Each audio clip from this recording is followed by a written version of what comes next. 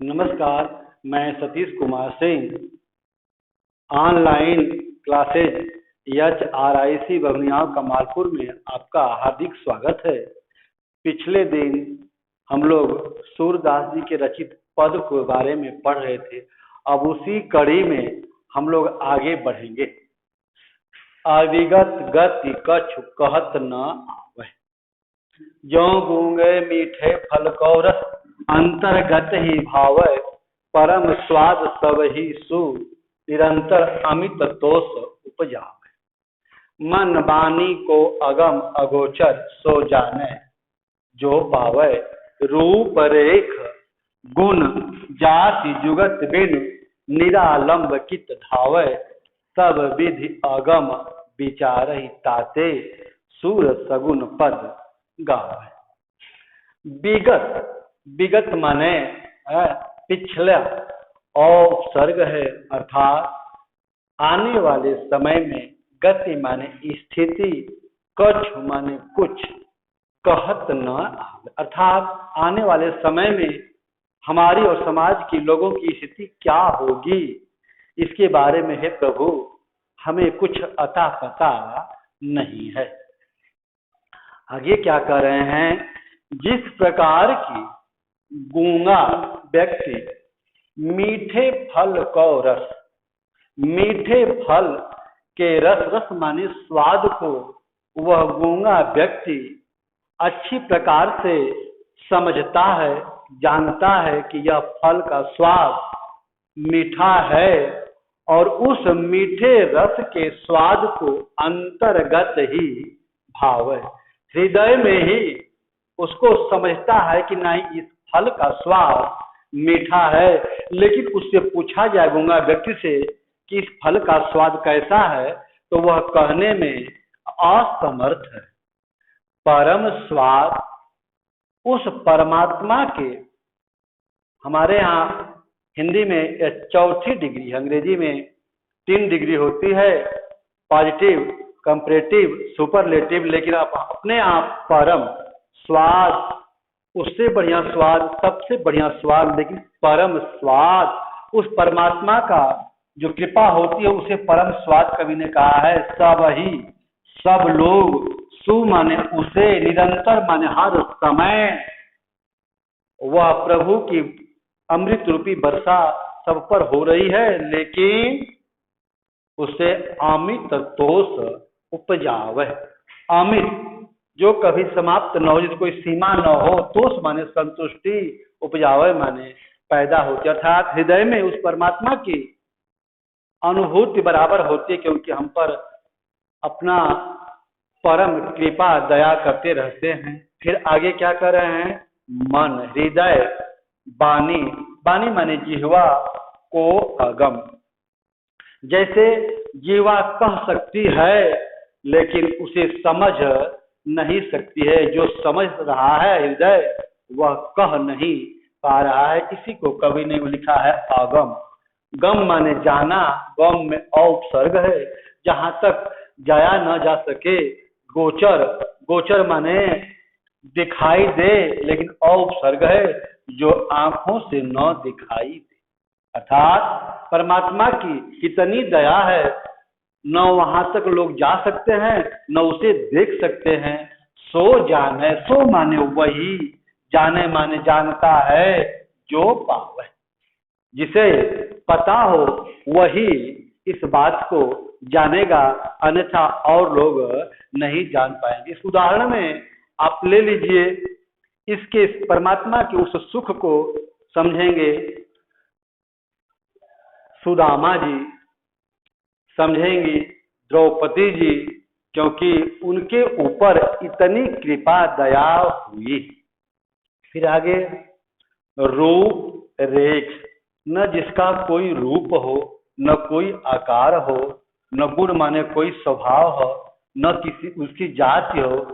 जुगति, जुगति माने युक्ति, युक्ति माने उपाय, बिनु माने बिना, निरालंब, आलंब में निर उपसर्ग है, आलम्ब माने बेसहारा, बिना सहारा के, कित माने कहाँ, कित माने किधर, धावे माने दौड़े। कहने का मतलब उस परमात्मा का न कोई रूप है, न आकार है, न कहाँ का रहने वाला है। कभी कह रहे हैं कि जब कोई बेस नहीं है उस परमात्मा को पाने के लिए हम कहाँ दौड़ें। सब विधि सब प्रकार से आगम अर्थात नहीं पहुंच पाएंगे। विचार विचार करके ताते जिससे सूरदास जी भगवान कृष्ण के सगुण पद को गा करके अपने आत्मा को संतुष्ट कर रहे हैं। आगे वाला आप आगे वाला फिर आगे।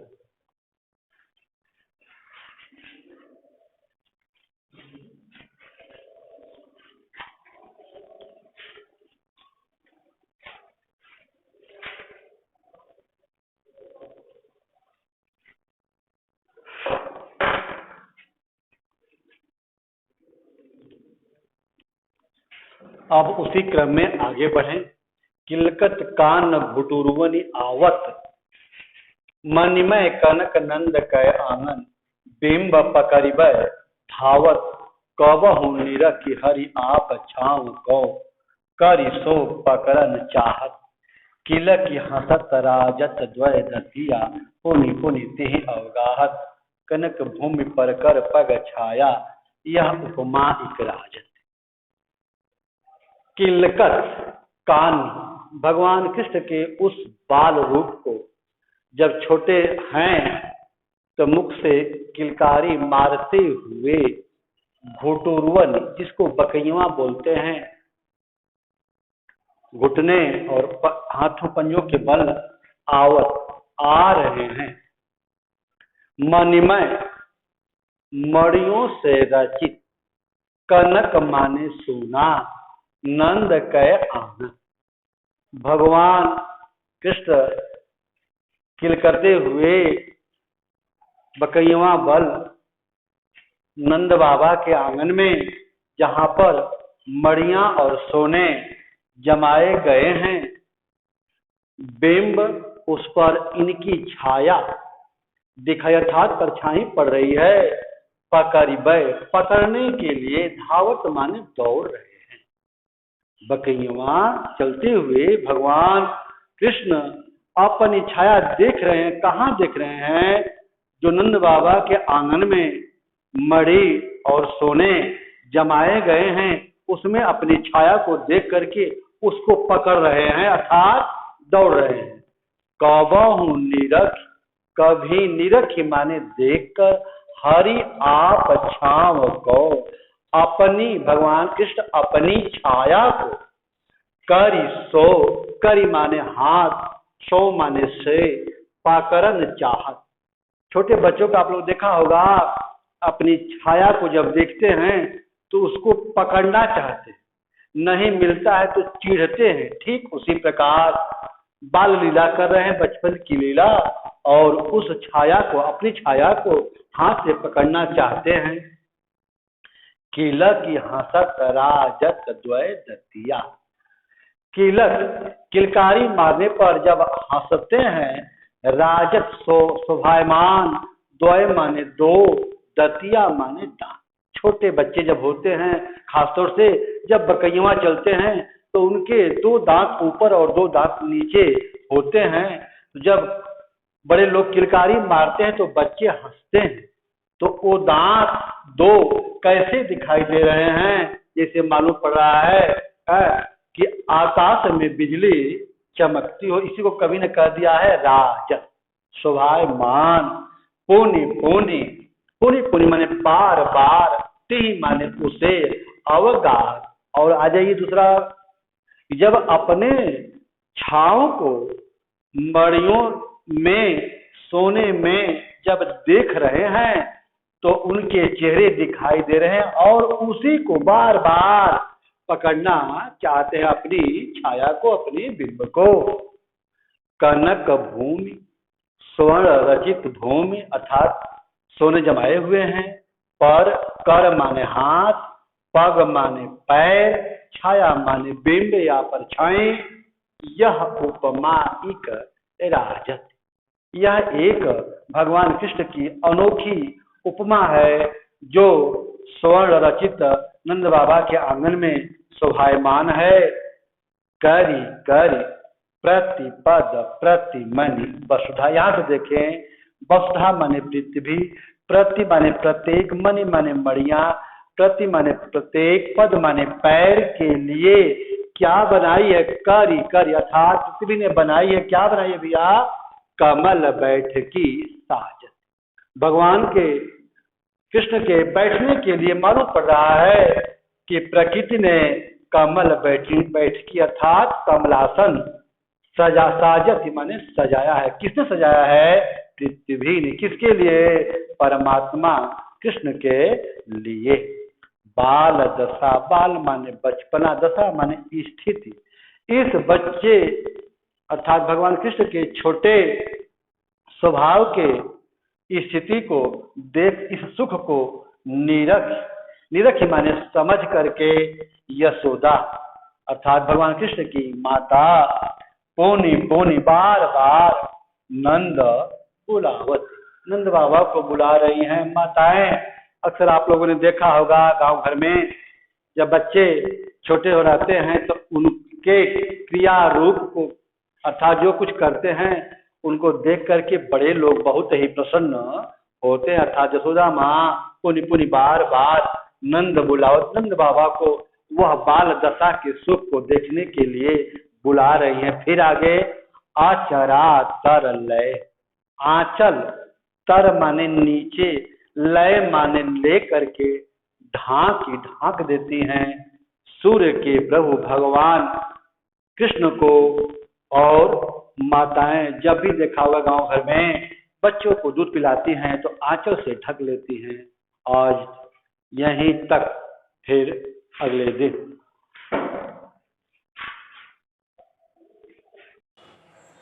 नमस्कार, मैं Satish Kumar Singh HRIC Bakhaniya Kamalpur online classes में आपका स्वागत है। सूरदास जी की रचना पद। इसी क्रम में हम अब आगे बढ़ेंगे। क्या सूरदास जी लिख रहे हैं? बाल कृष्ण भगवान जब बड़े हो गए हैं माँ से कह रहे हैं, हे माँ मैं अपनी सब गाय चले। इसमें ब्रज भाषा का प्रयोग किया गया है। रहूंगो चले हों दय हों, अर्थात ये भाषा अपने से कुछ हटके होती है जो सुनने में उटपटांग होती है, जिसका नाम है ब्रज भाषा। कह रहे हैं कि माँ मैं अपनी सभी गायों को मैं भी चराऊंगा। प्रात हो बल के संग गए। प्रात माने सवेरा होने पर, बल माने बल्लभ भैया के संग माने साथ, मैं भी गायों को लेकर उनके साथ चराने के लिए जाऊंगा। तेरे कहे न गया, यदि तू कहेगी या रोकेगी लेकिन न रहे, मैं नहीं रुकूंगा था, घर पर नहीं रहूंगा।